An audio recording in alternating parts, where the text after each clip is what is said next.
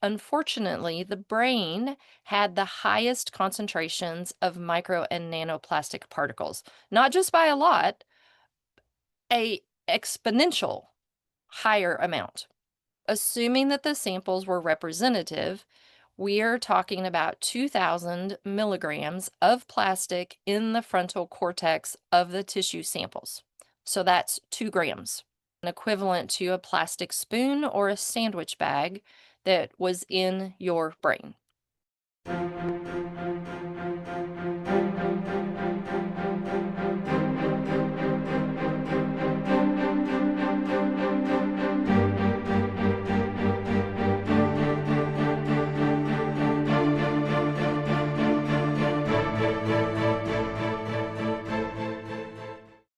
First, a quick word from our sponsor.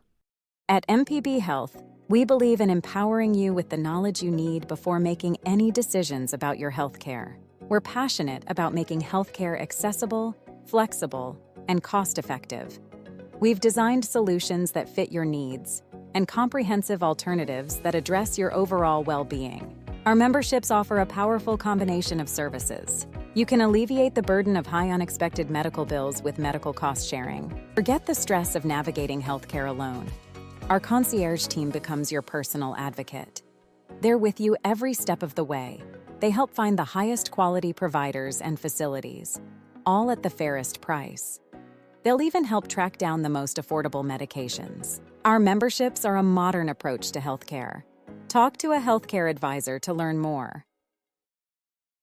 Welcome, everyone. It is Wednesday, time for Health, Biz, and Politics, and we have a interesting show, very relevant today. But before we get started, I will take you to our website, which is, I will share that screen, yourfreedomhub.com. You will find it over here. You can still go to your-mp.com if you want. One day that will change, but your Freedom Hub is good. And we have things like Your Marketplace, where we do have some of our favorite products and services by our always people that have been guests on the show that have impressed us with what they have,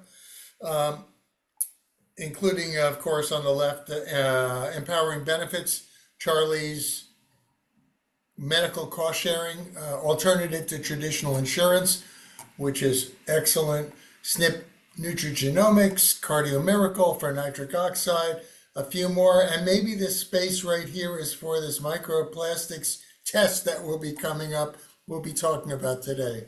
So let me also, anybody interested in like what is the building behind me, the Pavilion Solution, you can learn about it right here at Your Pavilion Solution, and we are getting closer, which is exciting. And at one point, I suppose it will bring me back into the United States to really work on it. And then lastly, Your Media Hub, which we have changed, as you guys have noticed lately. We don't have the promos on here anymore. They will be shifting to Substack, I believe, next week. And your email, so be aware of that. And then we have our two shows, though. Our today's show, Health, Biz, and Politics, and then tomorrow's Freedom Hub Working Group program. And then we just list out our guests who are coming up through Thanksgiving. So it's easy, go here, check it out. And then down below are most viewed shows of all time, well, mostly all time. And then the channels you can find us on, we do recommend you subscribe, and then you'll get it right in your inbox. BitChute, Brighteon, Rumble, we should move that up because Rumble is kind of our go-to channel we use the most, but everything's posted on all of these except YouTube when not censored. But if you've been following what's happening these days, I just saw like the what's the guy's name, the Bitcoin guy, the crypto guy, just got his channel back. He was booted off a few years ago. A few other people I know or had followed got booted off, and now they got their channels back just suddenly. And I would suspect it comes from the lawsuit against Google that Trump won $24 million for him getting kicked off back in after January 6th. So now people are saying, he's winning lawsuits. Google, I think, is not going to be censoring because they don't want to risk losing any more money. YouTube, I'm sorry, who owns Google? uh, Google, who owns YouTube. Okay, so that's good news. Maybe we'll be using it again. With that, let me stop the share, turn it over to you, Charlie, to introduce our topic and the guests. Sure, Jim, and thank you, and welcome Denise and Alan Morrison, her colleague, who will help answer the tough questions, apparently. So I don't know much about this issue, which I'm okay admitting. I probably know as much as anyone that microplastics supposedly are bad. They're ubiquitous, and we need to mitigate them, prevent them, detoxify them, etc. And it's a big deal, and it's in everything. And as a health freedom lobbyist, I'm hoping that something is going on with Robert F. Kennedy and MAHA to deal with this, I guess, including EPA. Um, Denise Krebs was introduced to me by our Freedom Hub friend of a long time, Joe Stoffacher. And she has a test that people are excited about because apparently it's not easy to find and detoxify these microplastics. She is a co-founder of the Aero Lab. And without further ado, Denise, catch us up on this whole thing about microplastics, which we are not supposed to like, and figure out how to get rid of. Thank you. Thanks, Charlie and Jim. One quick clarification. Alan is the sole founder and owner of Aero Labs, and I support him as the um, public. I get to go and he sends me to conferences and stuff, and he likes to stay in the lab. So, They um, know who's really in charge. Don't worry, Denise. no. Not at all. Well, I am gonna zip through. I'm gonna do a quick screen share here, and I'm gonna zip through some information that you may or may not be familiar with. And we're gonna talk about microplastics and how we got here, and some really exciting news that's going on in the testing and solution side of the world. So thanks for having me and us today. I did invite Alan to come because sometimes I get asked some of those really fun, hard technical questions, and he is the expert in that as the toxicologist. So let's see here. You can see my screen, I'm hoping. Yes. Good deal. I like thumbs up. So normally I do a master class that can run anywhere from an hour to 2 hours, but I am shrinking that way down today and just going to hit some of the highlights for you so that we can have more time for open discussion about questions that you have and how we can help be a part of the solution. So we're going to spend most of our time on the health impacts of it and the testing portion. So I did set up a page that is there for you guys if you want to download a free ebook that has a lot of the content that I normally do in my masterclass. And there is an opportunity if you get to the end and decide that you want to test yourself, there's a link to do that there. So we are going to run through the path, perils, and prognosis of plastic PAT. And as you know, and Charlie even already admitted this, plastic is everywhere.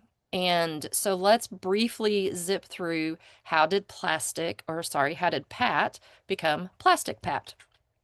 And so it's everywhere, right? It's our food's wrapped in it, our cooking utensils, our storage utensils, our grocery bags, our clothing, our aluminum cans are lined with it. It's everywhere. When we look at our kids, toys, baby bottles, bed linens, more clothes, plastic is everywhere. And it can become a little bit overwhelming to think, how in the world can I do anything about it? Because it is everywhere. And then we get into how are we getting exposed to it? So it is in our tap water sources, it is in our food sources, and it is in the air that we breathe. And of course, because we are getting exposed to microplastics and nanoplastics through all of these sources, now we also know that it is in our bodies. And it is flowing through our entire body. It's in breast milk, it's in semen, it's in testes, it's in penises, just recently released earlier this year, they found microplastics in ovarian follicular fluid, placentas, heart, blood. It's everywhere, right? So, but until a year and a half ago, nobody knew how to determine what was in our body unless you were dead. So there was a lot of research being done on tissue, and we're going to look at some of that research today. But now we don't have to wait to be a statistic and dead to see what is in our body and how we can get it out of our body. That's the more exciting part. So I'm sure that most of you have read a lot of the mounting research and studies and articles about plastics in the body. In a recent article in just March of this year, there was a study that appeared in Nature magazine from Matthew Campen at the University of New Mexico, where he and his colleagues examined tissue concentrations for nano and microplastics in the liver, the kidney, and the brain. Now, we would naturally expect that the higher levels of micro and nanoplastics would be in the liver and the kidney tissue, because after all, those are the organs that are supposed to be filtering all the bad stuff out of our blood and our body. However, what they realized through an alarming study is that unfortunately the brain had the highest concentrations of micro and nanoplastic particles, not just by a lot, a exponential higher amount. So let me put the numbers into context of what this study showed. So the concentration measured that in the brain, there was about 4,000 micrograms per gram of the brain tissue. The frontal cortex of the brain, which is where the samples were taken, weighs about 500 grams. So assuming that the samples were representative, we are talking about 2,000 milligrams of plastic in the frontal cortex of the tissue samples. So that's 2 grams. You probably saw some of the articles that came out that were talking about this study, giving it an equivalent to a plastic spoon or a sandwich bag that was in your brain. Not your brain, in the tissue sample's brain.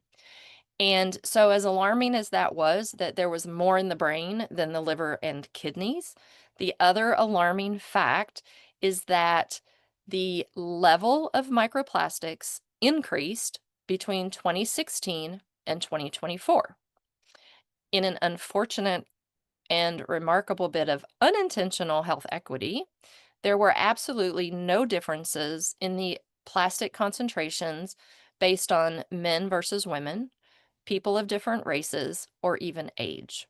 The only thing that was different was the year you died. The more recently a person died, the more microplastics that were found in their brain. So, as we said earlier, I'm Denise Krebs, and I get the distinct honor and pleasure of being the plastic educator with Aero Lab Solutions, and I get to talk about the plastic tox test. So this is an article that I wanted to bring to your attention, and you might be surprised that this article was published in the late 1940s. It's from a magazine called Modern Plastics, and it says, please stop thinking about reuse packages and concentrate on single use. So if that was the intention in the 1940s, do we wonder why we find ourselves in the situation that we are in? Planned and calculated for one reason only, in my opinion, and that's profit. Single-use plastics are the category that we generally think of when we think about microplastics. So those are the water bottles, the storage bags, the produce bags, the food wrappers, shopping bags. You get the point. The things that we expect to use one time and then throw it away.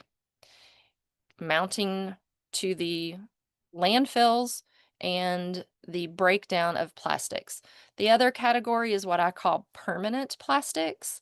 So they're things that, like my glasses or computer parts, things that are made out of plastic, but they're meant to last a little bit longer than a single use.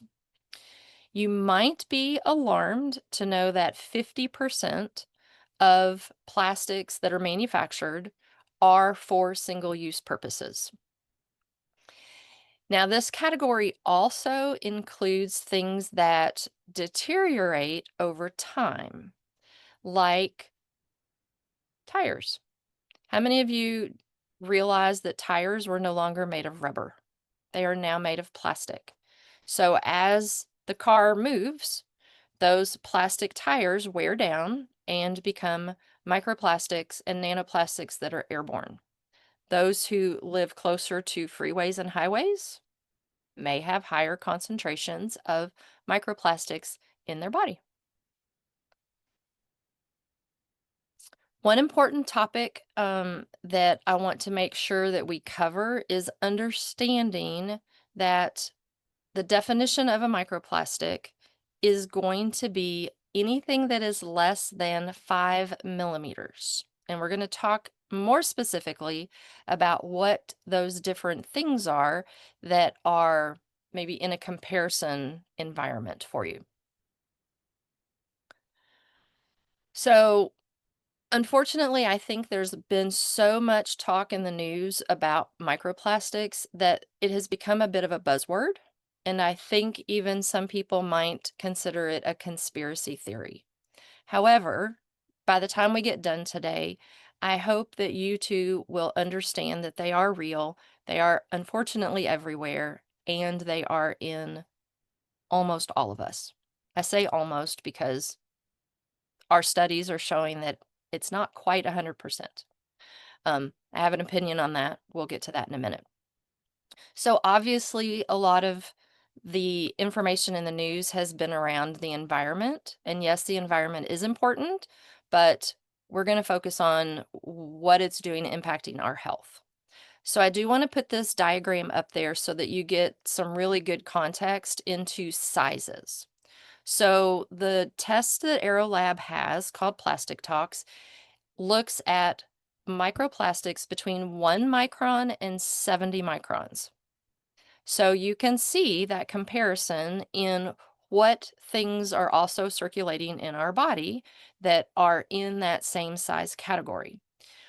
It's not visible to our naked eye until about 40 microns. So anything less than 40, we actually can't see unless we're using some sort of magnifying or microscope, but it's circulating in our body.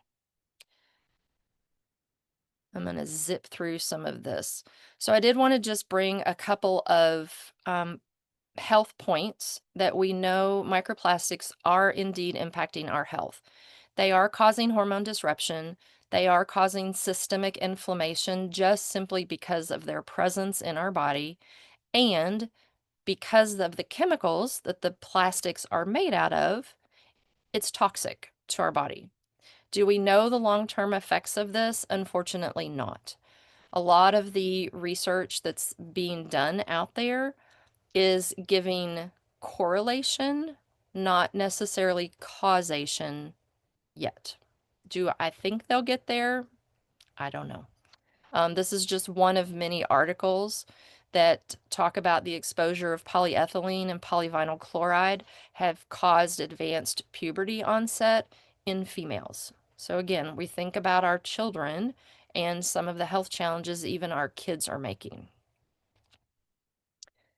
I just threw these in there for you. Why are our kids being impacted more than we adults are? Well, it's not only because they're tiny people, but it's also because of some of their behaviors and the fact that their bodies are not fully developed to help their bodies detox what's there.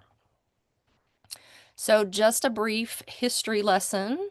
I'm going to give you where did it come from and how did we get here today? So again, very brief. Plastics were originally introduced in 1862 by Alexander Parks, and it actually was started as a natural plant-based product. But unfortunately, as many things that are natural based, it quickly increased the supply, could not keep up with the demand. And so there were two independent scientists that were trying to come up with a solution that would be able to meet the demand of plastic needs. So one of those gentlemen was in Russia, and he was combining phenol with acetone. You may be familiar with the product that is now currently known as bisphenol A, or BPA. On the other side of the continent, in Belgium, was another scientist who was also working on a product that was chemically based, combining phenol with formaldehyde. This will become known as Bakelite. Fast forward to today, plastics is now a $700 billion industry, and unfortunately one that's not going away anytime soon because it's funded by all of us. We are consuming 2 million plastic bags every minute. We are using toys. Billions and billions of toys are made every year, and surprisingly, a lot of those toys are even what's considered single-use toys.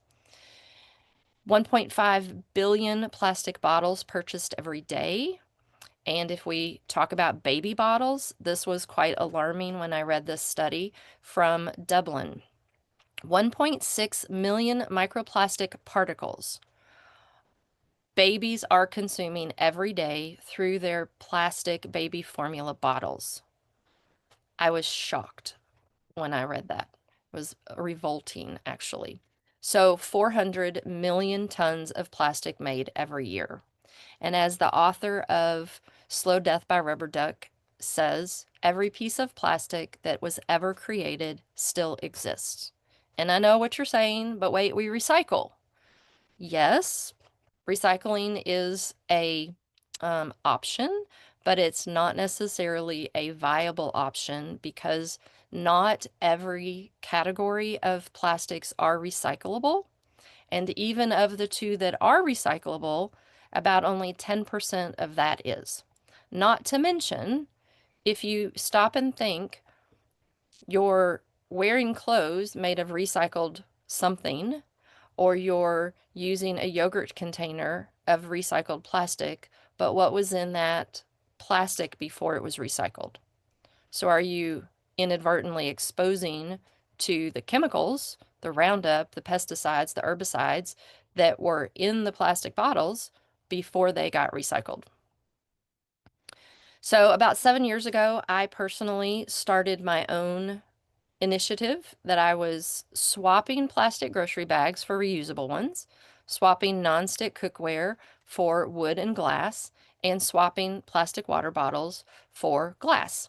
My new favorite find is a glass water bottle that actually has a filter in it that filters microplastics. I was very excited about that find. However, when I did my plastic test back in December, I was appalled at my numbers. And I'm going to show you those in about 2 seconds. Well, maybe 3 seconds.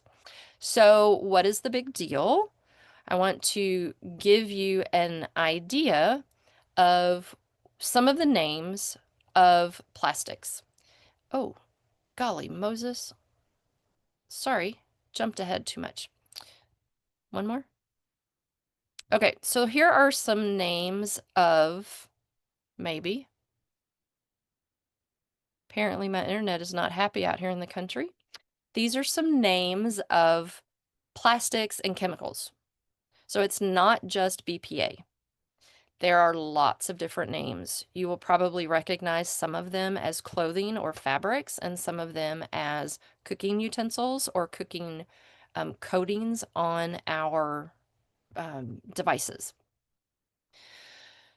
So we know how Pat got to be plastic Pat, and we understand the perils of him becoming plastic Pat.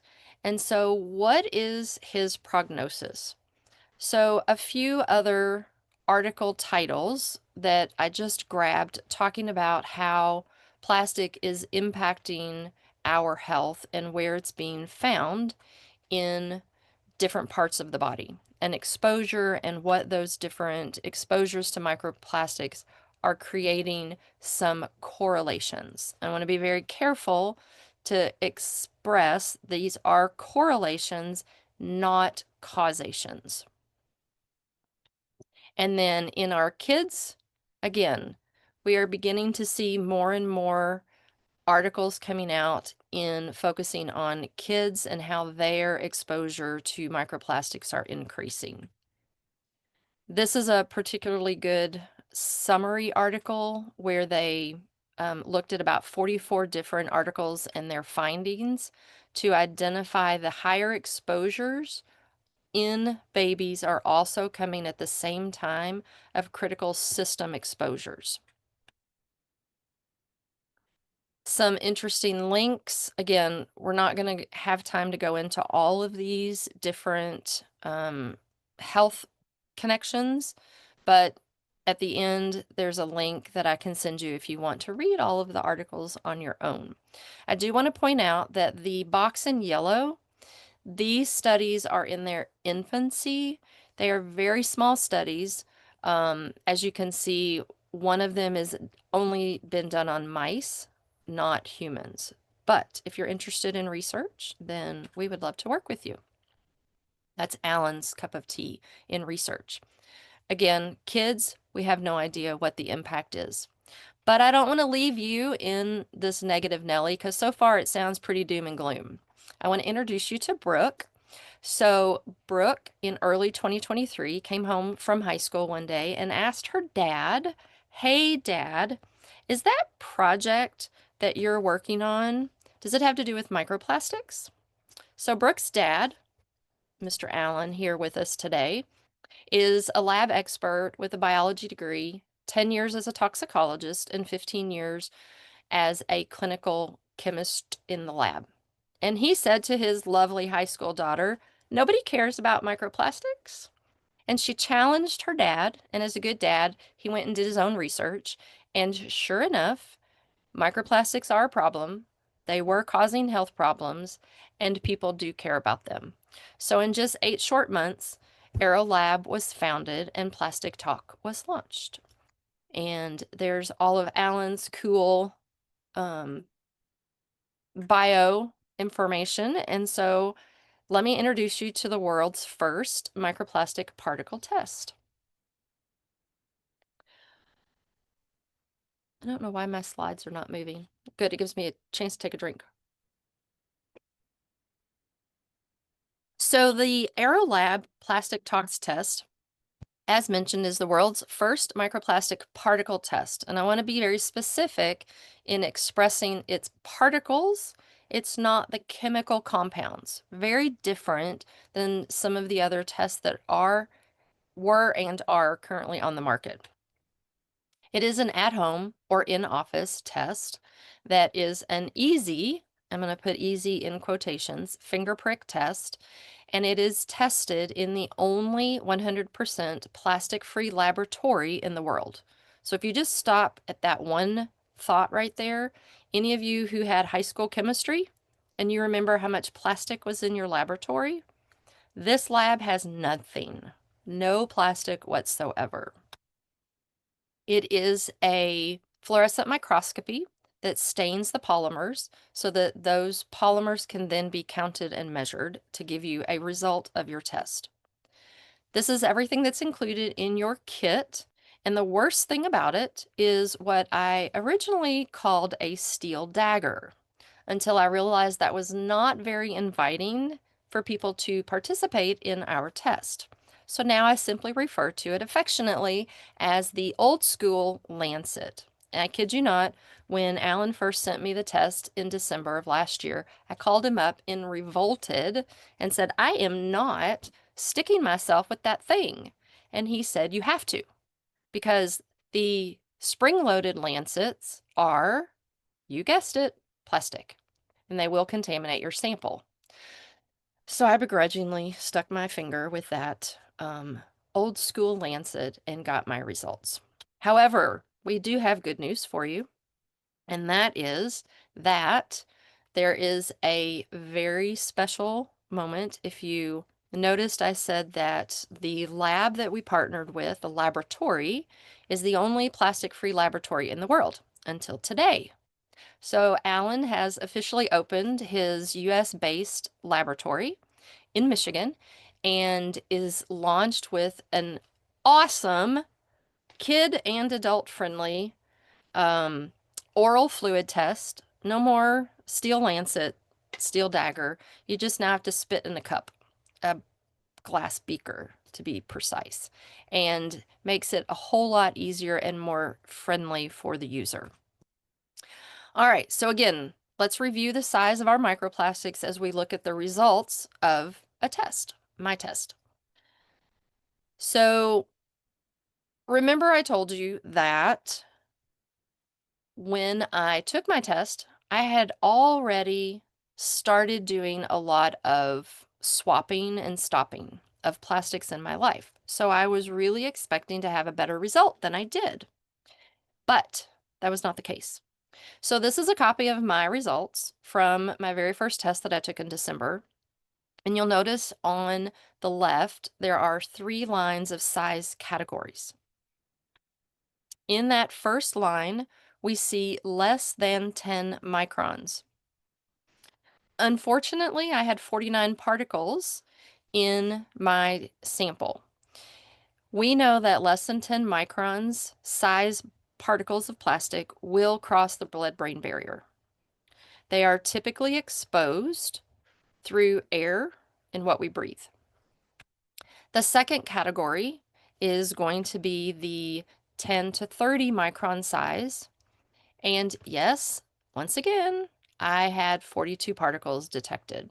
This size particle is going to cross the blood-gut barrier, and we are generally exposed to this size particle through what we eat and what we drink.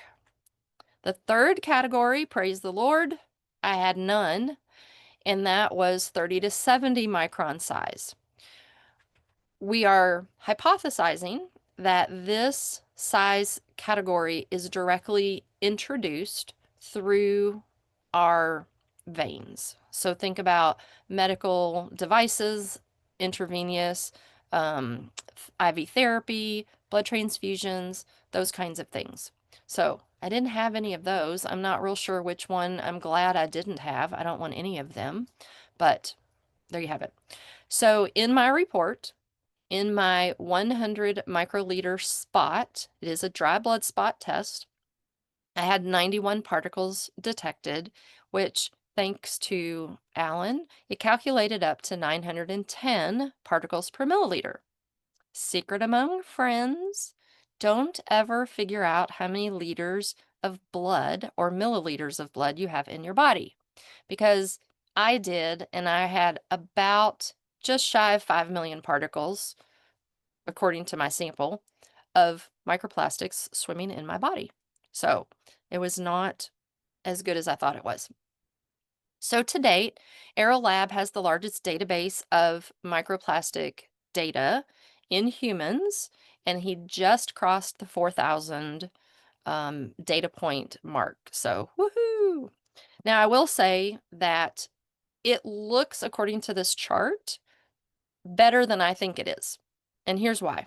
Most of the people who have tested in that 4,000 data points have been what I call the health conscious or biohackers of the world. And so obviously those people are more likely to pay attention to plastics and be doing a lot of the other things that we know are helping get rid of microplastics. So I don't think it's representative of the plastic pats of the world. So plastic pat's prognosis does not have to be bad. You can reclaim your body. How are we doing on time, Charlie? Good. But we want to Wrap it wrap up? it up. Okay. Questions and answers. So there's some things that we can do to get through lifestyle adjustments. And as I mentioned earlier, one of our partners does have the only supplement on the market for clearing out microplastics. So we're not going to get into a lot of these statistics, but it is possible. I lowered my microplastics by 88%, and Plastic Pat lowered his by 97%. And let's see, is there anything else I want to talk about before we finish? I don't think so. So I'll stop with that. If you want more information, we can give you more information, but I'm going to stop. My suggestion to you today is look at something, test your house, walk through your home, find the things that you can swap, and begin to reduce the exposure in your body. And of course, know your results. If you don't know where you are, then you don't know how to get to a better place. And the QR code, if you want to grab that again, is there. And I'm going to stop sharing, and then Alan and I can answer any questions. Excellent. So Thank do I you. pick someone? Do I pick people with their hands up, or do you pick them? No, Alan, I'll take care of the picking and then kind of moderate so you can come in. But great talk. Really important information. Thank you guys, and thank you, Alan, for figuring that out. Yeah, I'll just go to Charlie. I have a few, but we'll start with Charlie. Thanks, Jim. And thank you, Denise, for getting this topic on Freedom Hub's agenda. For 7 years, weekly, we've been doing this. So we want to cover all the big topics, and people care about this. I have 3 questions. I'll just do one. So what caught my eye there late was the pollution on the smallest microns crossing the blood-brain barrier from the air. And for a lot of us, the clean air problem really is a function of the atmospheric pollution from geoengineering. There are other sources, I guess, from the factories and the cars, et cetera, but that's a big one that the politicians don't want to really deal with because there's a nefarious element to it. It's not just commercial air exhaust. Any thoughts on geoengineering? Either one of you. Take it, So Alan. sure.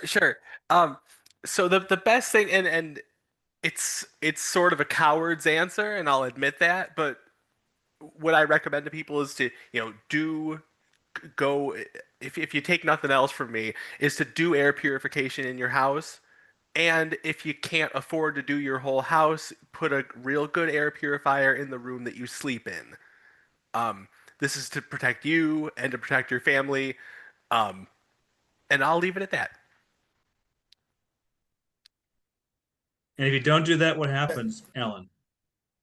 Well, in addition, okay, so most of the microplastics that have been found, the most common one is from uh, allegedly is from tires, right? Tires smacking the road. So we've actually done some zip code studies, and we found that the further out you are from a built-up area, the better you tend to be health-wise, um, for as far as microplastics go. So, and there's also, I mean, you get a lot of crap. Other stuff besides microplastic. You've got PFAS. You've got all sorts of other chemicals that are a bit outside of my specialty.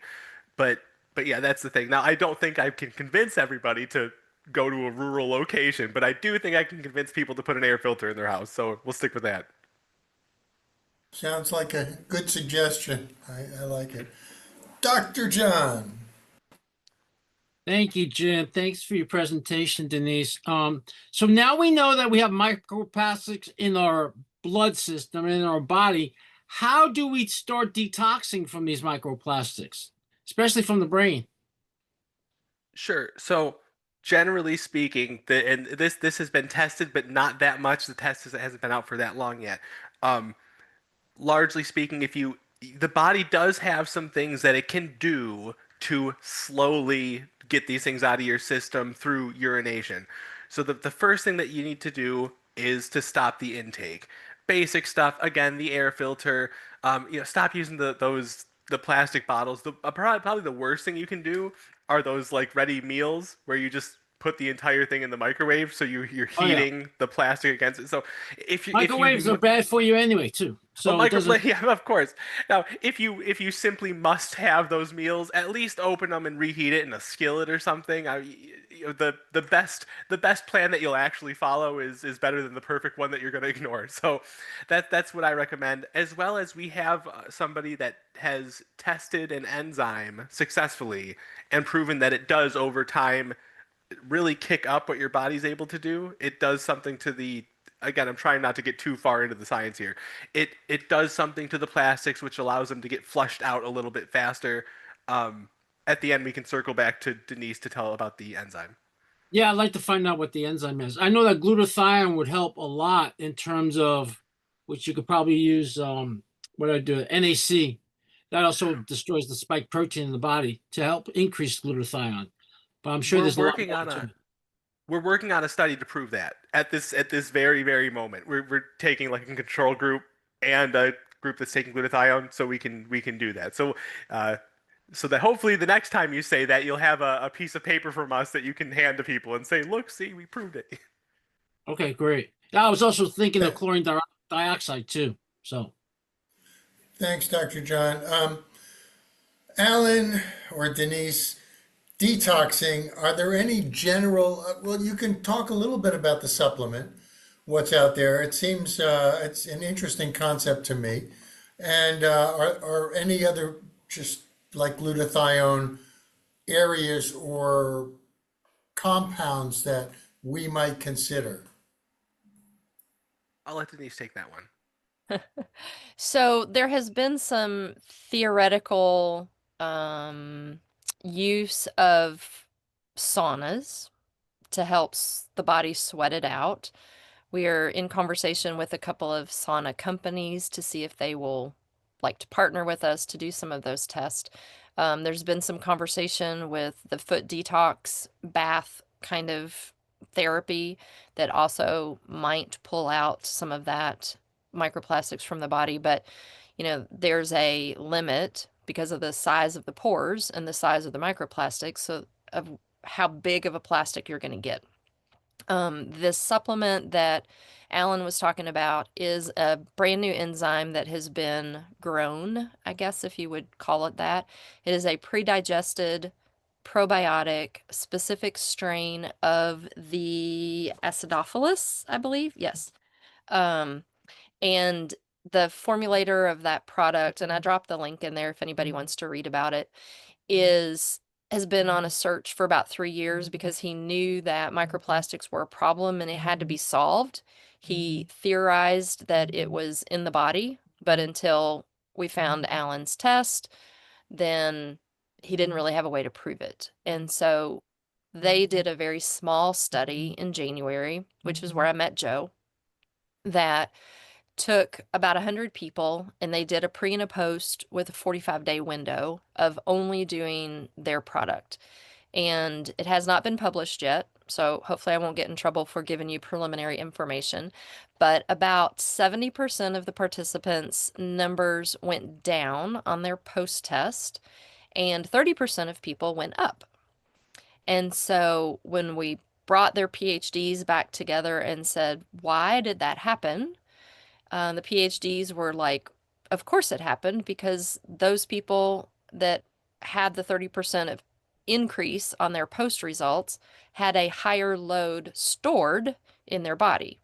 And since then, I have gotten to work with a lot of individual case studies of people who did their own 30-day challenge. And a lot of them it's the same. I don't know that it's the same numbers from a percentage basis, but they had low numbers or, zeros and ones on their pre, and then they came back double or triple that on their post, which I don't understand the biological perspective of why some people store more things, more toxins than others, but we see it across the board in all sorts of toxins, and this is no different. Yeah, and that makes sense. I mean, apparently they use like oil eating, bacteria or enzymes when they have oil spills, put it in Right. there. So it sounds like that could work in us as well, as you're saying. So, yeah, cool. Sharon Ward. Oh, hello. Hi, thank you for that presentation. Yeah, I've been interested in this topic for a while, and I'm wondering how much is the test, and can you tell us more about the product that helps you clear it out of your system? Sure. So the test is 150 is what the MSRP is, and that's oral fluid or blood fluid. And the supplement is an enzyme that is pre-digested probiotic that eats away the microplastics. I don't know. I can't probably go into much more of the science of the supplement itself, um, because I'm not aware. I don't know all the science behind it and the research, but I'm just following the data in people that have done it in the pre and post. And how much is that roughly? Like a month's The supplement supply? is 36. Uh, for how, oh, is that like for a month's supply or, Mm-hmm. Yep, okay. you And take is 2 a day. You use it as a proteolytic in between meals, and it kind of goes after the microplastics instead of potentially whatever microplastics might be in the food that you eat. Not that that's really a thing, but Hmm. and is that what you use to lower your microplastics? it is, yeah, Okay. because Have you, Mhm. I was wondering if you've done any studies, because I've heard other products, things like black seed oil is also good for getting rid of plastics and Um, so I was using a black seed oil prior to participating in their beta test. Mhm, So could mine have been higher than 91? Maybe. mhm, I don't know. I've got a few other supplement companies that we're working with that are doing their own kind of beta testing. So the results are not in from those other companies yet. This is the only one that we're aware of right now that actually is showing that it works. So we may have a couple others by, second quarter next year, but for now, this is the only one that we know of. okay. And I was just wondering if you've ever done any research on things like nattokinase and serapeptase, if those are helpful in getting rid Not of them. in this regard. I'm familiar with both of those for other reasons, Mhm, and I don't think that the mechanism of action of those two enzymes are the same as what is going after microplastics. Microplastics are a very different beast in mhm, that they function differently and the body holds on to them or processes them differently. Because if you think about your traditional heavy metal detoxing, there's an electric charge with those metals, and so there is something that a chelator can go after from that electrical charge perspective. And mhm. microplastics don't have a charge. Right. So they function a little bit differently. Well, let's bring in Right. Thank you. Gregory, who is Mr. Supplement and knows all about this. Go ahead. Well, certainly, I would say it's absolutely essential, foundational biochemistry. If you want to detoxify, you better be methylating well and producing intracellular glutathione. The idea that people are doing foot baths, I'm sorry to burst your bubble, it's not pulling anything out of you. Foot baths, don't put your feet in. The water turns. It's a manipulation. If you want to make the water more dramatic, just depends on what the electrode is that they're using and how much salt they put in the water with you and what's coming off your feet. It's based on a concept of stimulation, massage PowerPoint, points. So yeah, first and foremost, do a methylation workup and be able to produce intracellular glutathione. If you're taking glutathione, don't kid yourself there either. If the only way you could possibly get it to work is if you do it intravenous. Okay, oral use of glutathione is very, very limited. If you want to have, if you don't want to do it through intravenous, then you got to do it rectal delivery. You know, Yeah. unfortunately, Okay. that's the reality. Number three, the idea with detoxification and antioxidant support, of course, is absolutely critical. And of course, you know, I think everyone would agree that number one is do everything in your power that you can to avoid. You know, what I was curious about on the laboratory front, are you guys doing any analysis of water, or is it We just haven't. blood? We don't do water yet. The method is slightly different because you're having to test. Blood's already quite a dense sample. You're having to convert like a liter down to like a tiny amount so that you can test the sample in whole. We're working on it though. We have a method that I still need to validate. Are you currently CLIA certified? Our method was we're third party. We're third party peer reviewed by a CLIA-COLA lab. CLIA-COLA Okay. doesn't certify R&D stuff. Okay. Okay. So right now it's under the realm of basic information R&D. Is that how they qualify it? Yes, and that's why we had to kind of find a CLIA-COLA lab, and they sent their Okay. guys in and look at the deal. Okay. Yeah, I was just curious. Yeah. All right, thanks. Cynthia. Cynthia Cox. Yes, hi. Sorry, Yeah, sorry. Oh, good. Just a couple of things. I live in Wilmington, Delaware, the home of DuPont, and it's kind of known among the some of the circles here. They had a rubber tire that lasted forever, like didn't wear out. Because I know a lot of engineers that used to work there, and of course, how they shelved that because we couldn't have that come to market, of course. And I'm sure you guys know about the recent information that just wearing the polyester stretch pants, the yoga pants, has been shown to affect fertility greatly. I don't know if the team is aware of that. Yeah, and then Charles, I wanted to respond to you bringing in the geoengineering. I'm sure many of you know the name Renette Senum. I've been working with her. Right, she's really on this topic for the purpose of starting a lawsuit.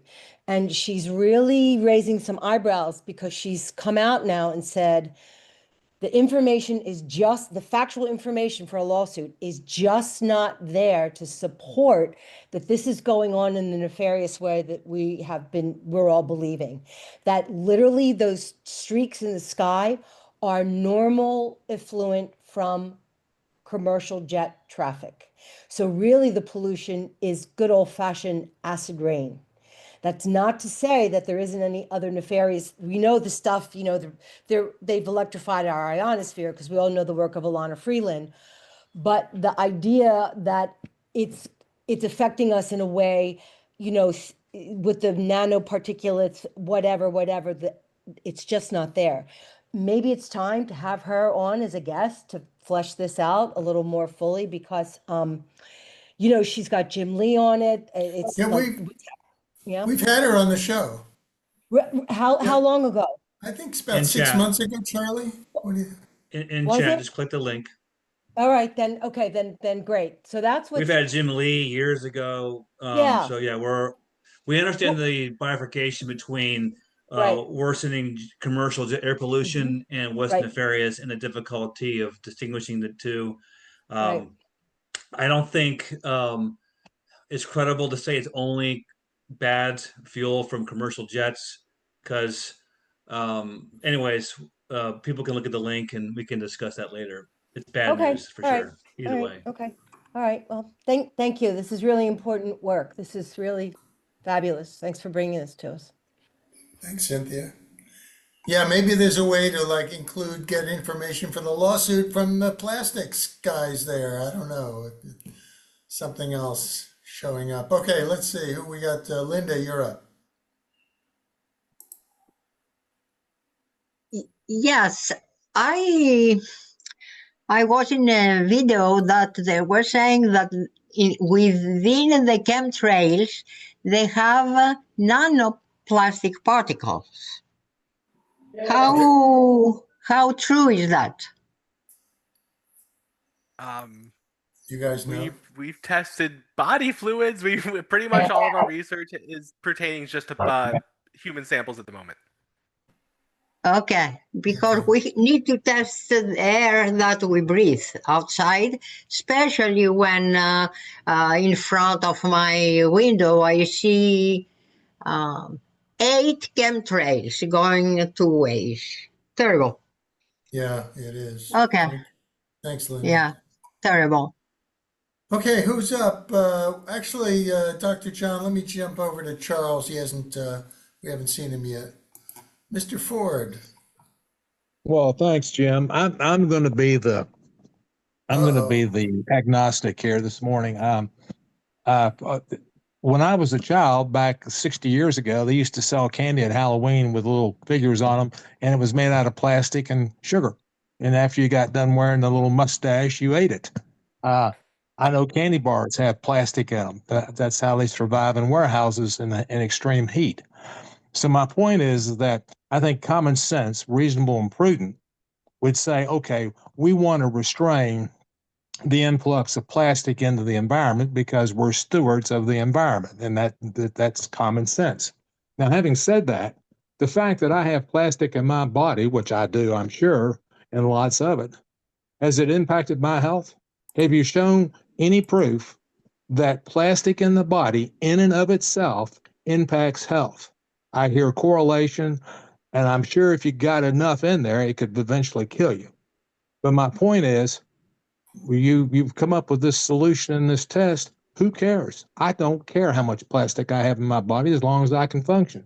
What I do care about is that we should limit the production of plastic and we should go back to a natural based plastic. I think that would be very reasonable. And we should replace plastic with glass, metal, what we used prior to the existence of plastic. I think mitigation, it should be the emphasis and development of alternative things. I don't think we need to say, well, take a pill a day and you're going to be fine, or take 2 pills a day and the rest of the creation can just, that's just too bad. I don't think that's a very good solution. And I think you've created a test for a problem. Yeah, it may be a problem, but that's not where the problem is. We all know we have plastic. If we're all functioning, what difference does it make how much plastic we have in it? What makes the difference is what we're doing to the environment, what we can do to improve the environment going forward. And that's just my agnostic, pessimistic worldview at age 73, and I thank you for letting me share it. Thank you, That is Charles. Over to you, totally good. Denise. Or I'll Alan. take Yeah. this one. So now I gotta watch what I say here. So we've basically been doing a lot of tests with that. That's what the whole premise of our Mayo Clinic partnership is. Now it's hard to, it's that's what we're doing, correlation studies. And you can say, yeah, well, that's correlation, not I'm going causation. to. I want to interrupt you. You said Mayo Clinic, right? Correct. Yes, Yeah. Okay. I think everybody needs to hear that word, Mayo Clinic. Now, how credible are they? Really? Okay. Go ahead. The Mayo Clinic is probably one of the highest esteemed academically health things in the United States. Now, if you don't like them or you do like them, I'm doing a lot of studies with a lot of, I'd say, smaller groups as well, various colleges around the United States. So what you're doing here, the whole thing is causation versus correlation. They can show it's correlated to Alzheimer's. We've shown it's correlated to a lot of yeah. erectile issues, hormone problems, lots of stuff like that. Now, eventually, the best thing that you can do is to, once you draw the correlation enough with a high enough sample size, eventually there you have to have a consensus showing that it's causation. A fun fact about this is that there's actually never been a proper causation study done to say that smoking cigarettes causes lung cancer. We know it causes lung cancer, but it's really difficult to do. All you can do is these correlative studies, and eventually you can eventually what you can do is enough of these correlative studies and you can say, hey, look, 10,000 people have done X and they experienced Y. 10,000 people did not do X and they did not experience Y.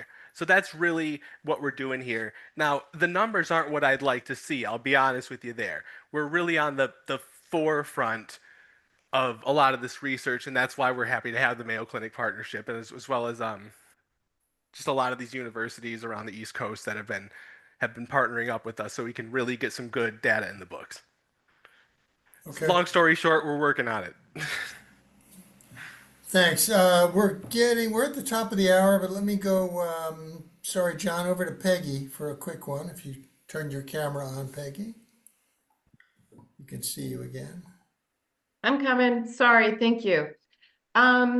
Denise, I don't want to be personal, but I'm kind of a symptom girl, and Alan, a lot of the things that are adversely affected by microplastics are also adversely affected by lots of other things, heavy metal exposure, vaccines, all kinds of things.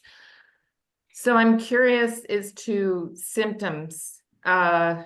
What symptoms do you see? And for anyone that you know, either personally or otherwise, that has taken this enzyme, what improvements have you seen in symptoms as opposed to numbers? Now, I do So, want to acknowledge what you just said. I'll hand it over to you, Denise. You are 100% correct, because if we show, group A has a lot of microplastics, they've got some hormone disruption, you really have to do a really deep dive, because yeah, so does not exercising enough. So does like a lot of these things, and it is tricky. We're working on that, but these are things that take years to put together, because you have to account for all those variables. But I can assure you that we do have some partners, and we're really trying to cut through the BS on this, because like you said, there's just a lot of confounding, we call those confounding factors. So I do hear you there, and that is something that we take very seriously. As far as symptoms, Denise, you can take it. I'll answer really quickly. If I were to have to pinpoint a particular symptom, I didn't have a lot of symptoms of quote ill health beforehand. And if I were to try to pinpoint one thing, I would say perhaps I had a little bit more clarity of thinking, so less brain fog, if you want to put it that way. Was that related to the microplastics? I don't know. Am I glad I can think better? Yeah.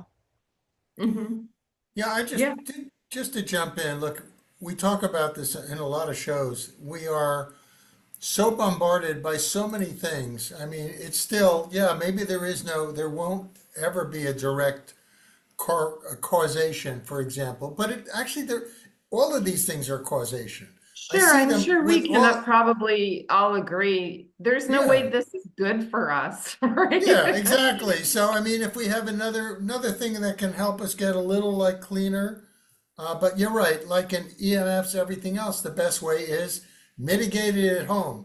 Go with the glass bottles, do with the air purification, whatever. And even our body can probably get a lot of these out if we're not constantly taking more in, right? Like 100%. working on clearing. And then there are other detox you could do ozone saunas, I think, infrared sauna. Some of that's going to always help, and it feels good. So, yeah, it's a process. Boy, they really got us a lot of ways, right? Coming and going. As they say, it's a bucket. And when the bucket overflows, you don't know what that final straw is that caused the bucket to overflow, that broke the camel's back. Yeah. Dr. John, Being you're back.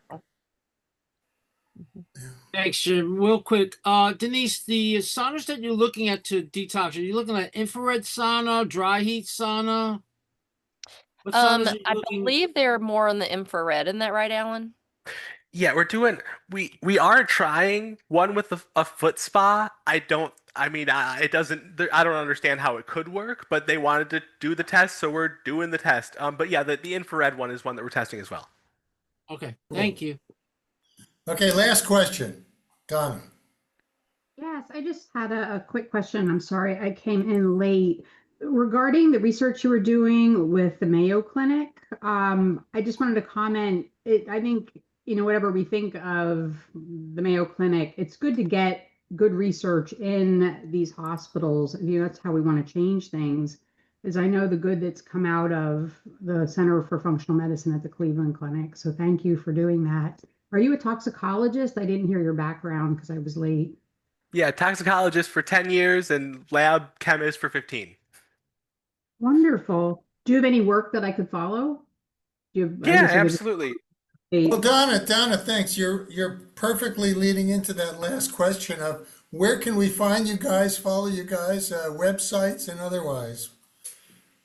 Why don't you tell us? Yeah, Alan, sure. Denise, yeah. Yeah, absolutely. I mean, plastictalks.com is where I'm at. At Aerolab CEO on Twitter or X. Denise, where can they find you at? I am not a social media person. Plastic Pat might be one day. But I've set up a page for you guys on my site, which is the plasticdetoxsolution.com.